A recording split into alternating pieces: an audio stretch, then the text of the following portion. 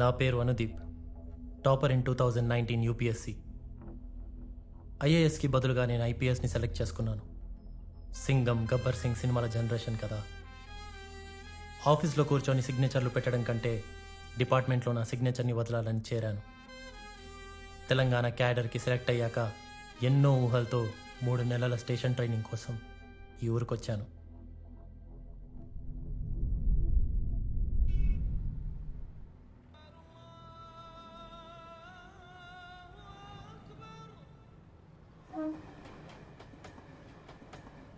What? You're leaving without informing me? Sorry baby. I'm packing my bags. I'll come with you. No, I'm not going on a holiday.